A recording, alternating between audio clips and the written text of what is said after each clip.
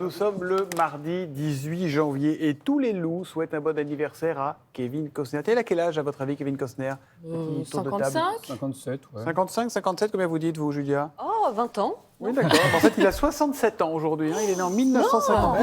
Eh oui. Même ça étonne, même Mathilde Tariq, Oui. qui pourtant est habituée à slalomer Dis parmi donc. les 18 janvier. D'ailleurs, dites-nous ce que vous avez retenu pour ce matin. Au sommaire, une rumeur démentie en direct, le plus gros avion du monde et une famille qui se sépare. Mais d'abord, on commence par le 18 janvier 1987 et cette interview choc au JT TF1.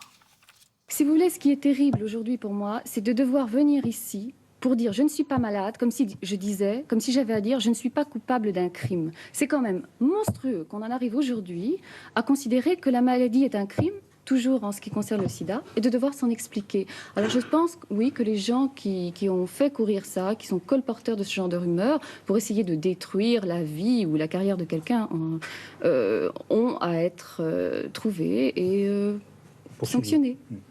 Voilà, Isabelle Adjani qui est obligée de venir en personne pour mettre un terme à cette rumeur qui circulait depuis des mois. On la disait même morte à l'époque du Et il sida. n'y avait pas les réseaux sociaux à l'époque. Il y avait pas C'était le début des fake news. Ouais. Et on se rend compte, 35 ans, il y a tout juste 35 ans, le poids que c'était de dire qu'on était malade du sida. Alors, on va enchaîner avec le 18 janvier 2005, Mathilde, et une présentation officielle. Et pour l'occasion, on a mis les petits plats dans les grands. Côte à côte, Jacques Chirac, Tony Blair, José-Luis Zapatero, Gerhard Schröder, image d'une Europe industrielle unie. Symbole d'avenir, ce sont des enfants qui dévoilent l'Airbus A380, encore dans la pénombre.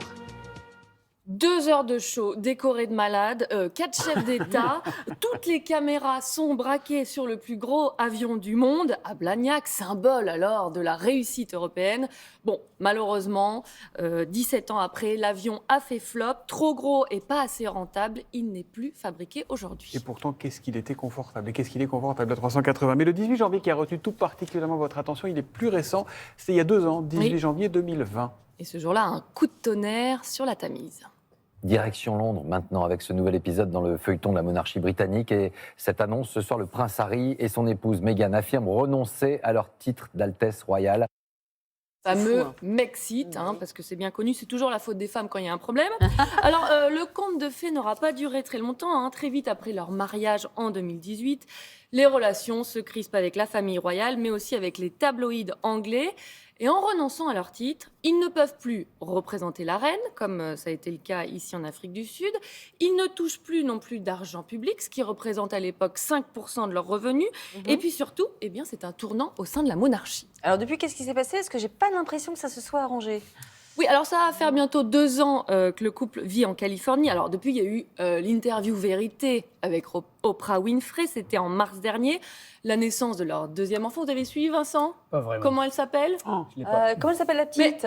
C'est en hommage à George. son arrière-grand-mère. Comment? Margaret? Georges. Non, il y a eu Archie. Il y avait... Et Lilibet. Ah oui, Ah, ouais, Lilibet. Voilà. Alors, ils viennent tout juste de dévoiler la première photo. Regardez, Thomas, c'est pour vous. C'était lors de leur carte de vœux. On voit ici le prince Harry en jean troué et pieds nus. C'est sûr que ça change des tenues. Dis donc, le Archibald, là, c'est le même en petit. Hein. Oui, voilà. Trop mignon.